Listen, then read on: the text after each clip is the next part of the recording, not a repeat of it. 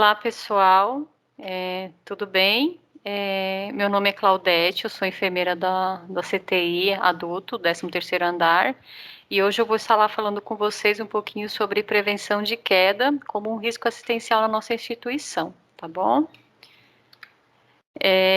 Quais são os objetivos para prevenção de queda na instituição do Cruz Azul, aqui no Cruz Azul? É prevenir e minimizar a incidência de quedas de pacientes internados ou em trânsito na Cruz Azul. Então, a gente tem como objetivo prevenir, né, e também diminuir a incidência, né, dessas quedas que ocorrem dentro da nossa instituição. Proporcionar um atendimento assistencial efetivo, né, sistematizado, seguro e qualificado aos clientes e familiares. Estabelecer sistema de registro completo e eficiente, então, caso ocorra uma queda, a gente precisa registrar isso de uma forma completa e eficiente, né? E facilitar a operacionalização da sistematização da assistência de enfermagem, que é a SAI. Então, dentro da nossa SAI existe também uma parte que a gente faz e utiliza para essa questão dos cuidados que a gente faz para evitar que ocorra essas quedas na nossa instituição. Bom, da onde que a gente, a gente tira essas nossas condutas, né? Dentro da RCD 36, né, que é o Programa Nacional de Segurança do Paciente, que foi instituído pelo Ministério da Saúde e pela Anvisa, né? E o que é essa RDC 36? É um protocolo, né, que institui ações para a promoção da segurança do paciente e da melhoria da qualidade no serviço de saúde. Então, assim, a gente está sempre utilizando essas normas e rotinas para que o nosso paciente tenha mais segurança dentro da nossa instituição. Bom, uma curiosidade, né? O risco de queda de paciente está presente em hospitais, ambulatórios e serviços de apoio diagnóstico e terapêutico. E a taxa de queda de paciente em hospitais de países desenvolvidos, né, varia entre 3 a 5 quedas por 1000 pacientes dias. Isso é uma taxa grande, então ocorre, se for pensar, né, que durante todos os dias isso ocorre, então é algo que a gente precisa se preocupar. Falando isso em países desenvolvidos, né? Então, imagina num país subdesenvolvido como o nosso, né? Então, a gente pode ser que essa taxa seja muito maior do que realmente está dentro dos protocolos, né, das instituições todas, né? Bom, como que a gente define a queda? A gente define como um evento não planejado que levou o paciente ao chão com ou sem lesão. Então, quer dizer o quê? É um evento que ninguém planeja, claro, né? Ninguém planeja que o seu paciente tenha uma queda durante a internação, né? E queda é o evento que leva a pessoa inadvertidamente ao solo ou a um nível inferior. Então, ela realmente sofre uma queda, ela passa, essa queda pode ocorrer do leito para o chão, pode ocorrer da própria altura. Então, tem assim, aquele paciente que, de repente, ou ele tropeça e cai, ou tem um sonho à noite, sei lá, ou durante a estadia dele aqui no leito, ele leva uma queda ao chão, então é algo que a gente não planeja, né? E quais são os fatores de risco os fatores de risco dos pacientes que podem sofrer queda? Primeira coisa é a idade, né?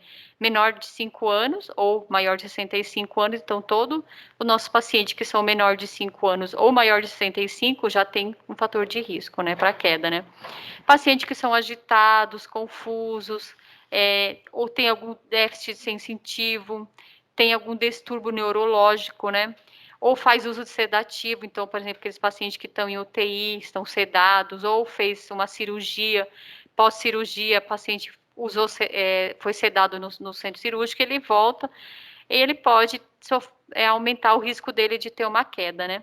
Uma visão reduzida, então aquele paciente que tem glaucoma, catarata, né, tem problemas de visão, então isso também pode aumentar o risco de queda desse paciente. Alteração na marcha, então aquele paciente que às vezes faz uso de de bengala ou de algo que utiliza ele na questão da marcha, então também pode aumentar o risco de queda. A hiperatividade, né, principalmente aquela criança que é hiperativa, que não para, que não fica quieta, então ela tem maior risco de desenvolver fator de risco, de queda, né. Pode ser também pelo mobiliário, então, quer dizer, esse paciente, ele está fora do seu habitat, do seu local que ele convive na sua casa, então, o berço, a cama, as escadas, os tapetes, tudo que tiver no caminho dele pode ajudar ele a ocasionar uma queda, né? Também os riscos ambientais em relação à iluminação inadequada, os pisos estão escorregadios, as superfícies irregulares, e calçado e vestuário não apropriado. Então, assim, aquele idosinho que às vezes usa um calçado que está escorregadio, né? Então, também isso vai proporcionar maior risco de queda para esse paciente, né? Ou bengalas ou andadores não apropriados. E também em jejum prolongado. Então, aquele paciente que está em jejum prolongado para um eventual ir para um centro cirúrgico ou para um exame, também vai aumentar o risco de queda, tá? Para esse paciente. Como a gente classifica, então, a gente precisa classificar esses nossos pacientes, que todos eles internam na nossa instituição, como a gente classifica eles em relação ao risco de queda, né?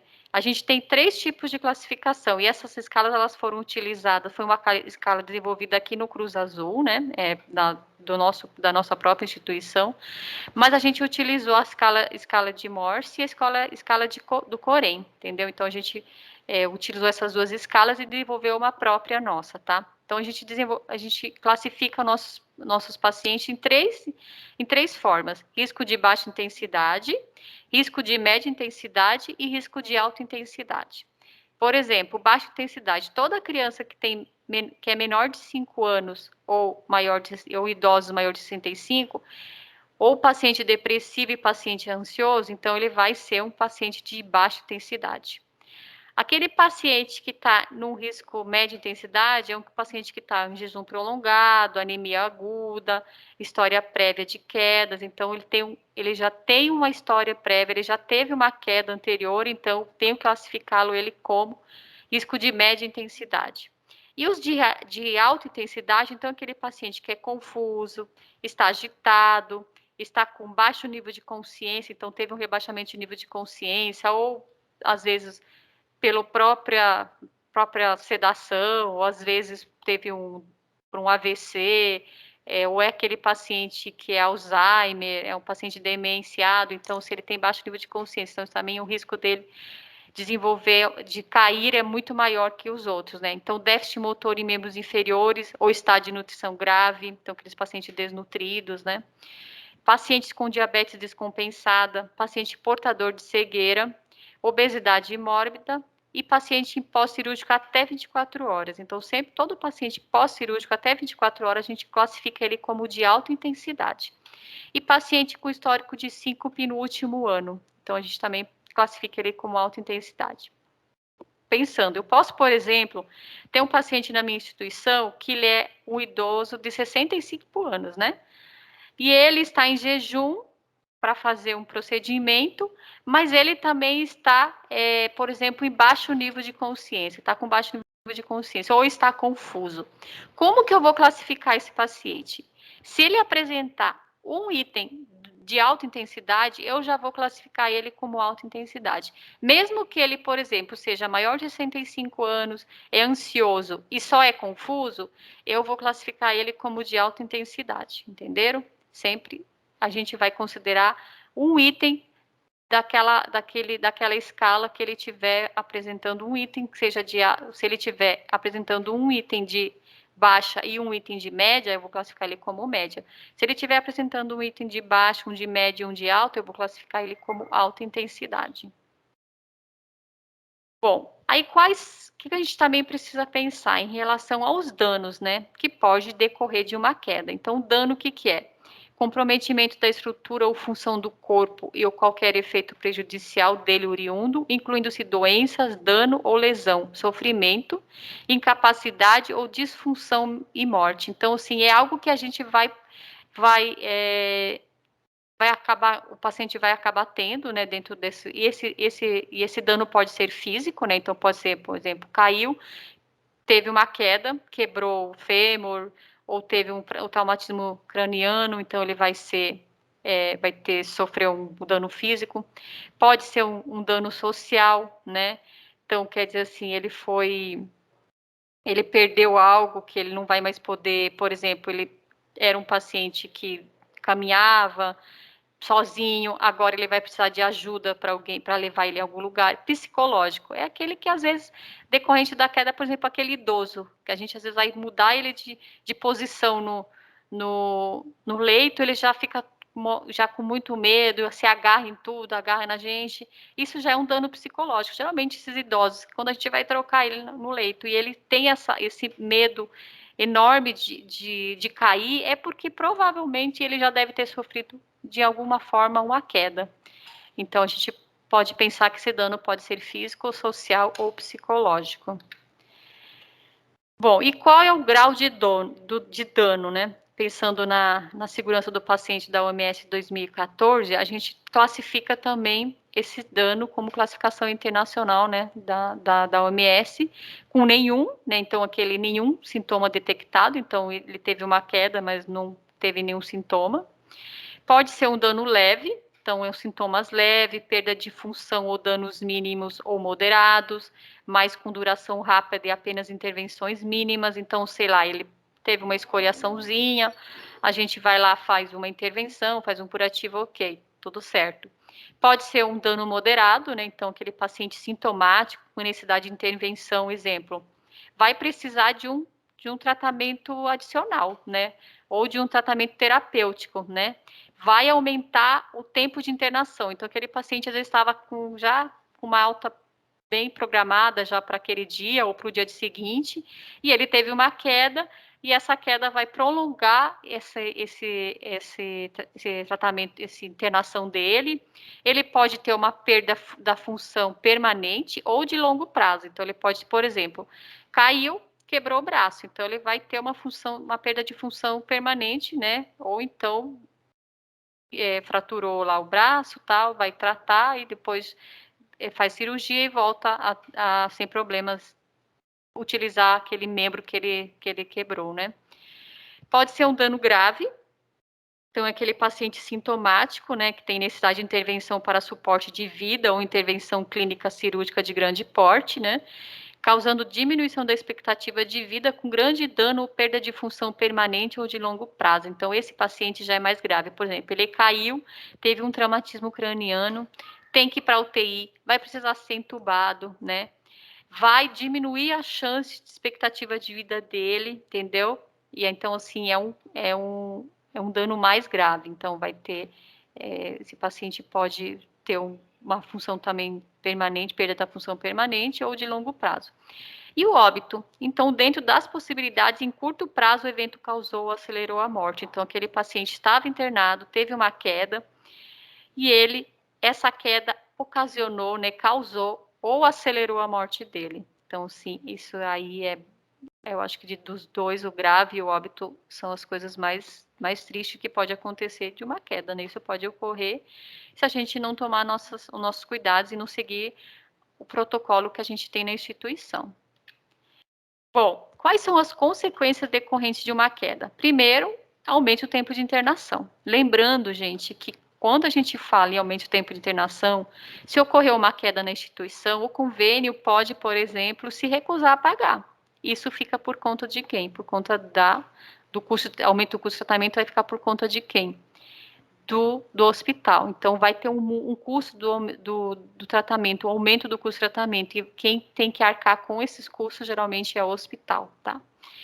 Vai ter um aumento da ansiedade da equipe assistencial. Então, assim, eu acho que nós não estamos aqui esperando que nosso paciente caia. Se ele cair, a gente vai ter ansiedade, vai ficar preocupado, né? Então, vai ter um aumento, vai ficar algo que a gente não vai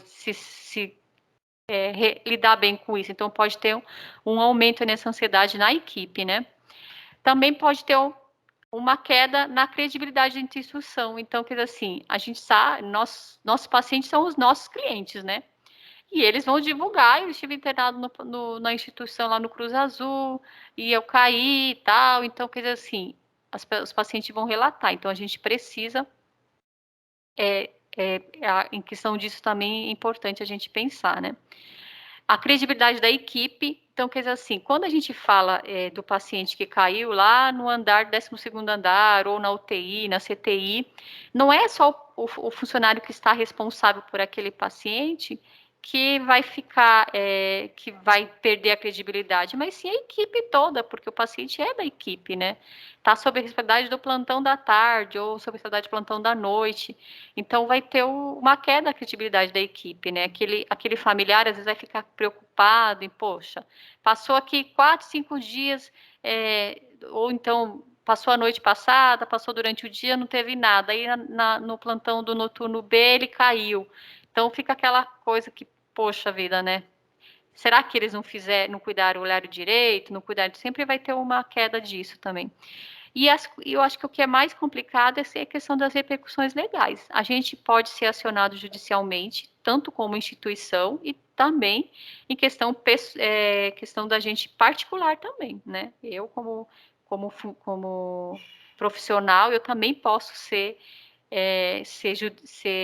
acionada judicialmente, né, em relação a uma queda, principalmente se nós temos um protocolo na instituição e esse protocolo não foi seguido. Então, é importante que a gente conheça o protocolo da nossa instituição e que a gente siga ele para que a gente não venha mais para frente ter que sofrer, às vezes, ir para a comissão de ética, tudo isso. Então é importante que a gente conheça e aplique todos os protocolos que nós temos na nossa instituição em relação à prevenção de queda. Bom, como que é feito a nossa prevenção? Como é feito, como a gente implementa?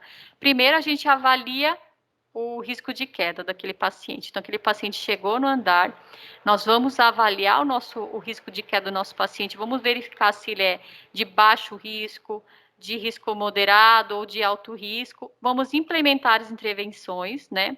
E vamos monitorar continuamente. Houve uma queda, peraí, eu preciso identificar quais os fatores precipitantes e, caso ocorreu, por que ocorreu? Será que o que eu implementei para aquele paciente não estava adequado?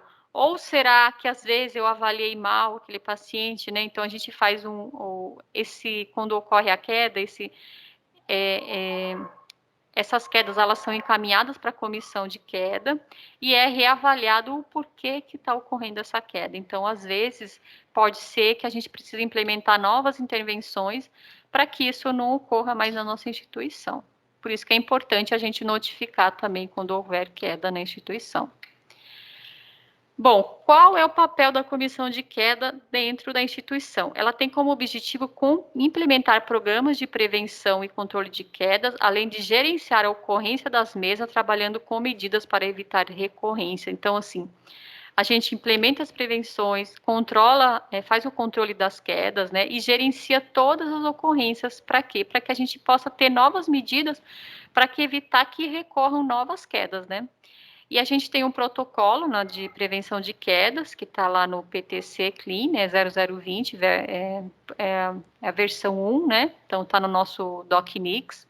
A gente pode acessar, todo mundo tem acesso, tá? E acessar e ler esse protocolo para a gente conhecer todo ele. É muito importante que a gente tenha conhecimento desse protocolo. Quais são as medidas de prevenção? Primeira coisa, quando a gente classifica o nosso paciente que ele tem risco de queda, nós precisamos identificar ele com a pulseira preta. Então, esse é o primeiro alerta, medida que nós temos que ter com o nosso paciente, é identificá-lo com a pulseira preta. Também nós precisamos identificar o nosso paciente no leito, né? Nós temos as lousas lá no leito, né? Que a gente vai lá e classifica. O paciente com risco de queda, isso é função do enfermeiro, tá? O enfermeiro precisa classificar seu paciente com risco de queda. Os riscos todos, não só de queda, mas todos, né? Então, esse paciente tem que estar identificado também no leito que ele tem risco de queda. E muito importante que a gente oriente os familiares também, tá? E quais são as outras medidas? Manter a cama baixa, com as rodas travadas e as grades elevadas, né? Então, a gente sempre tem que pensar em relação das rodas, se está travando a cama, se não está, se tem algum problema em relação às grades, se elas estão ou não estão funcionando. Checar o bom funcionamento da cama, que foi o que eu falei, então a gente precisa ver se as rodas estão ok, se as grades estão ok. Eu não posso colocar um paciente num leito que as grades não estão travando, as rodas não estão conseguindo travar, e que às vezes a cama não é altíssima e o paciente não consegue descer, a cama não baixa, né? Fica lá travada, então a gente precisa pensar nisso, né? Manter sempre a campainha próxima ao alcance do paciente, né? Nunca longe. A gente às vezes tem a mania de querer deixar longe para o paciente não chamar, principalmente aquele paciente que chama muito, né? Mas eu acho que é muito melhor ele te chamar a cada meia hora do que ele não te chamar e quando você entrar no quarto você encontrar ele caído no chão. Já pensou? Então é melhor ter um paciente que te chame todo momento do que você ter um paciente que não te chame e você depois encontrá-lo caído lá no chão, né? Então, a gente precisa sim deixar a campanha próxima do paciente, principalmente aquele que é mais solicitante, porque se ele não for atendido, ele vai dar um jeito de resolver o problema dele. E esse problema dele, às vezes, pode ser ele caindo do leito, já pensou, né? Assegurar que os itens pessoais do paciente estejam ao seu alcance, então, assim, o óculos, às vezes ele está fazendo, lendo uma leitura, né? Que tiver o celular, né? Se ele estiver fazendo uso de celular, então que estejam próximo a ele, né? Orientar o paciente acompanhante a solicitar auxílio ao profissional de enfermagem para a saída do leito ou poltrona, então a gente precisa sempre orientar que ele precisa nos chamar quando for sair do leito, né? Orientar o cliente a levantar devagar, sentar no leito e apoiar os pés sobre a escada ou no chão para depois sair da cama. Então, orientar que ele deve primeiro sentar, ver se não sentiu tontura, para depois levantar da cama, né? E oriente a utilização de roupas e calçados adequados. Então, isso também é importante, que principalmente o idoso, né, que tenha dificuldade de deambular, de marcha, e se ele não tiver com um sapato adequado, ou às vezes a roupa grande, pode pisar na própria roupa e ele vira ao chão, né? Ainda falando sobre medidas de prevenção, a gente também precisa orientar o paciente acompanhante no momento da admissão sobre o risco de queda, e a gente deve registrar a ação e evolução de enfermagem, entregar fontes de orientação e solicitar assinatura no histórico de enfermagem. Então, isso é importante que a gente oriente aquele paciente, o acompanhante, que aquele paciente tem risco de queda e que que ele precisa chamar, e ele precisa estar ciente da orientação. Como que ele está ciente? Quando ele assina o histórico de enfermagem, tá? Orientar o acompanhante a avisar toda vez que for se ausentar do quarto. Então, assim, aquele paciente que você sabe que que ele é agitado, que ele é confuso, que ele tem um alto risco de queda, a gente precisa orientar o acompanhante que ele não pode sair do quarto sem nos avisar, né? Sempre que a gente for transportar esse paciente, a gente precisa transportar esse paciente na maca com as grades elevadas. E, se necessário for, se é um paciente muito agitado, a gente precisa colocar cinto de segurança nesse paciente. A gente tem lá no quinto andar, né, uns cintos que a gente pode utilizar nesse momento, né, para poder transportar esse paciente, tá? Disponibilize equipamentos de auxílio à marcha quando necessário, sempre na presença da enfermagem, né? Então, nunca deixar o paciente andando, que tem dificuldade de andar sozinho, a gente precisa estar acompanhando esse paciente, tá? E não receber passar o plantão com o paciente em poltrona. Então, aquele paciente que a gente sabe que tem um alto risco de queda, e está sozinho no quarto, a gente não pode passar o plantão com ele só na poltrona. Ele precisa, na passagem de plantão, estar no leito, tá bom? Porque às vezes o que acontece? A gente pega plantão, vai. Hoje, alguns andares na UTI, acho que nos andares também, o plantão é passado beira-leito, né? Mas assim, você sai do leito e você vai lá, vai fazer suas coisas, vai verificar a questão de fazer o controle das medicações, e depois, daqui uns 20 minutos, sei lá, no máximo meia hora, você vai entrar no quarto. E nesse 20, 30 minutos, o paciente pode querer levantar sozinho da poltrona e cair. Então, assim, a gente não pode passar o paciente em poltrona se ele estiver desacompanhado, tá bom? Também não podemos deixar o nosso paciente sozinho no banheiro, mesmo que ele não tenha dificuldade para tomar banho sozinho, a gente precisa ficar lá acompanhado. Se o paciente tem risco de queda, nós temos que estar acompanhando ele na hora do banho.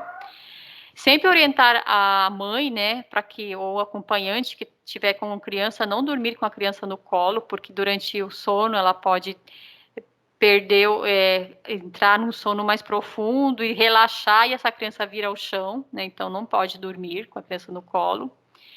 A gente precisa criar um ambiente físico que minimize o risco de ocorrências de queda, como? Vocês podem perceber, vocês vão perceber, né, quando vocês entrarem na nossa instituição, começarem a trabalhar nos andares, que todos os nossos banheiros, eles têm barra de segurança nos banheiros.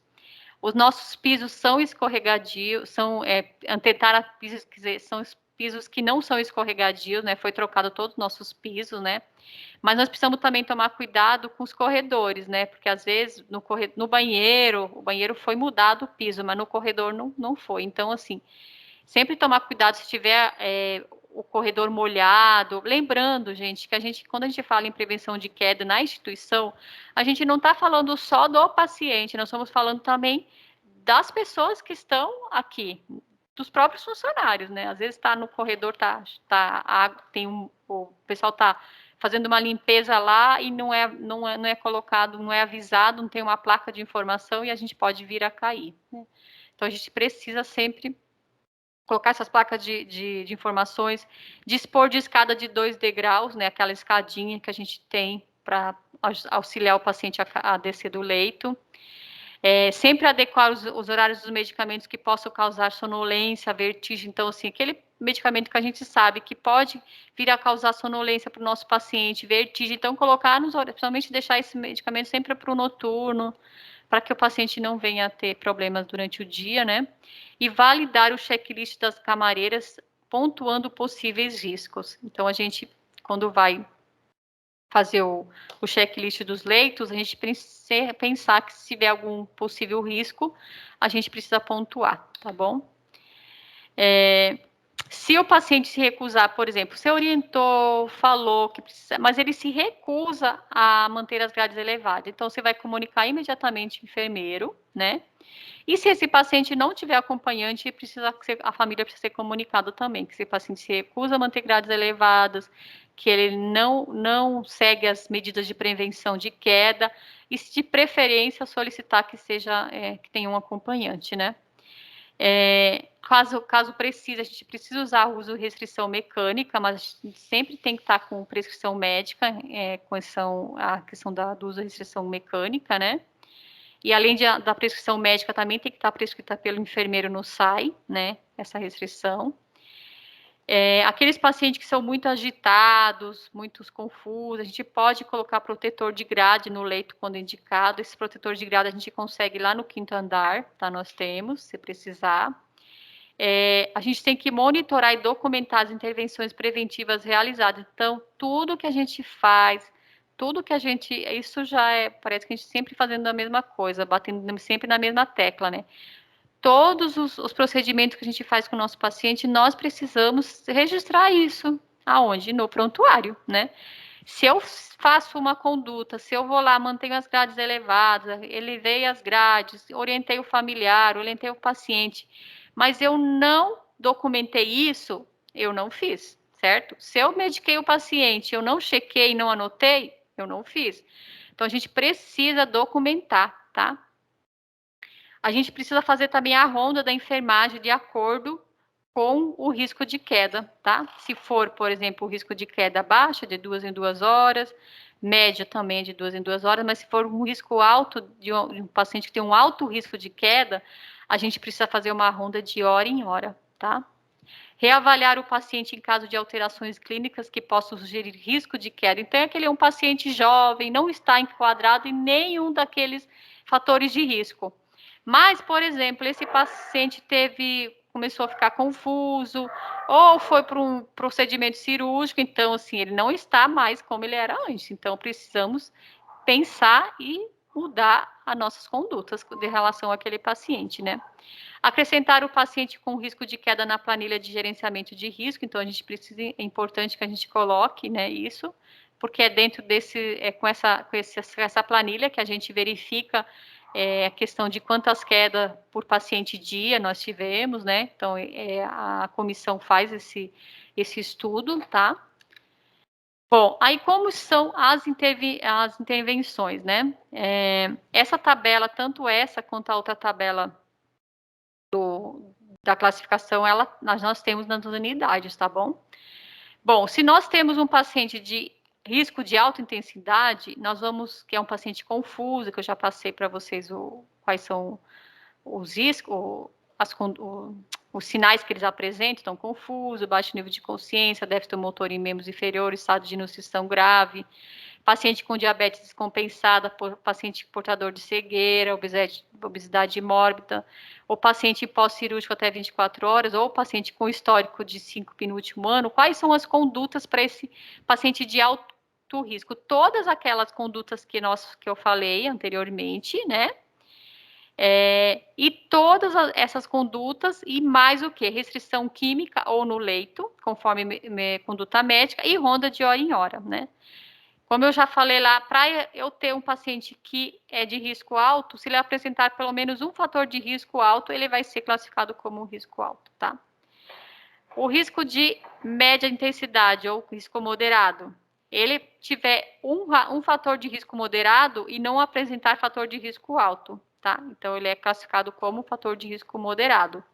Então, eu vou colocar todas as condutas gerais anteriores, né, que eu falei, e vamos colocar protetor de grade se indicado, e a ronda terá que ser feita de 2 em 2 horas. Lembrando que a gente tem que anotar toda vez que a gente faz ronda, tá? Senão, a gente não tem o nosso respaldo, tá? O risco de baixo, como que eu classifico o risco baixo? Aquele paciente que apresenta somente um risco baixo, um fator de risco baixo, e não tem fator de risco moderado ou alto. Aí a gente vai fazer todas aquelas condutas gerais e ronda de 2 em 2 horas, tá bom? Bom, quais outras condutas que nós precisamos utilizar para prevenir quedas, né? Uso de fraldas, né? Principalmente naquele paciente que está em incontinência vesical intestinal, né? Então, ele teve, sei lá, internou por diarreia, esse paciente precisa usar fralda, mesmo que ele seja jovem, a gente precisa, né, orientar aquele paciente por que a gente vai usar fralda. Aquele paciente que está em preparo intestinal, também, quando está fazendo preparo para colono, esse tipo de procedimento, a gente precisa colocar a fralda, ou aquele paciente que tem eliminações de urgência, né? Então, a gente precisa orientar aquele paciente, ele precisa fazer uso de fralda para evitar o que a gente tenha risco de queda. Já ocorreu na nossa instituição quedas de pacientes que acabaram tendo queda por motivo de escorregar nas próprias eliminações, então, assim, a gente precisa usar fralda, tá? E não esqueça de registrar o motivo do uso. Por que você está usando fralda num paciente de 40 anos ou de 38 anos que não tem problema, não faz, não tem problema de marcha, por exemplo. Então, a gente anota e escreve por que está usando fralda, tá bom? Questão do convênio, tá? Bom, esse é o histórico familiar, né, que eu falei para vocês, onde a gente pede para o familiar assinar, né, que ele foi orientado, tá bom? Aqui é o histórico pediátrico, também tem uma parte onde o pai, ou a mãe, ou o responsável assina, que foi orientado sobre aquele risco de queda, não só do risco de queda, mas todos os institucionais, nós precisamos orientar o familiar e pedir para que ele assine, tá? Bom, a contenção mecânica, lembrando que ela tem que sempre estar prescrita pelo médico na prescrição médica e pelo enfermeiro na SAI, né? Além disso, o familiar precisa assinar o termo de consentimento, né? Nós podemos ter a contenção de membros, que a gente solicita na farmácia, né? Como restritor adulto, tá? Lembrando que se a gente for restringir membros inferiores, são 2, membros superiores 2. Se eu vou restringir os 4, então tem que pedir 4, tá? Não é por unidade. Ou a gente pode ir contenção com cinto de segurança, que a gente solicita lá no 5º andar, né? Que eles eles são esterilizados depois do uso, tá? Não é próprio do paciente. Proteção de leitos de grades, para as grades, né? E atentar aos cuidados para cada tipo de restrição, né? o cinto de segurança. Então, a gente sempre, quando a gente utiliza, também tem que estar prescrito pelo médico e com autorização da família, tá? Então, como eu falei, a gente retira o equipamento no 5º andar, né? A gente instala esse cinto da mesma forma que a gente, com a mesma técnica, a gente troca o lençol, né? Coloca o paciente de um lado, coloca o cinto, vira o paciente para o outro lado, mesma técnica, tá, gente? Que a gente utiliza para trocar o lençol. A gente usa para instalar o cinto de segurança, tá? Então, esse cinto de segurança tem que estar envolvido na cintura do paciente, tá? E as fivelas têm que estar presas, elas deveriam ficar presas de forma que garanta que a segurança do paciente nas mudanças de decúbito, tá? Anotar em prontuário a utilização do cinto de segurança, bem como as condições do paciente durante a utilização do cinto. Então, a gente precisa anotar por que a gente colocou o cinto de segurança, porque ele estava muito agitado, confuso, e a gente precisou utilizar, né? E sempre após a alta, a gente precisa higienizar esse cinto de segurança com álcool 70%, né? Com aquele pano multiuso, né? Que a gente tem, e devolver no 5º andar, na sala de materiais que fica lá no 5º andar. Bom, e se acontecer a queda? A gente seguiu todos os nossos protocolos, nossas rotinas, fizemos tudo direito, mas ocorreu a queda, né? A gente precisa anotar e registrar na anotação de enfermagem qual foi a hora da queda e como encontrou o paciente, se estava com as grades elevadas, se ele estava acompanhado, se não estava, se ele estava restrito, se não estava. Então, isso tudo a gente precisa anotar. A gente vai precisar, se não tiver acompanhante, a gente precisa solicitar a presença de um acompanhante, porque ele também precisa ser orientado, precisa ser comunicado que aquele paciente sofreu uma queda, né? Se o paciente apresentar confusão ou agitação, fazer contenção no leito e comunicar ao enfermeiro para que realize contato com o médico torre para prescrever contenção medicamentosa ou contenção física. Então, a gente precisa chamar o médico também. E mesmo de qualquer queda, mesmo que aquele paciente não tiver uma confusão, não ficar agitado, a gente precisa também comunicar ao médico torre para que ele venha e reavalie esse paciente, tá? E aí que ele vai dar as condutas, tá? Preencher corretamente todos os dados do Google Forms com a modificação de queda, né? Então, nós temos agora diretamente no sistema, não precisamos só em caso de não ter energia ou alguma coisa para a gente imprimir, precisa fazer impresso, né? Impresso pode ser agora via sistema.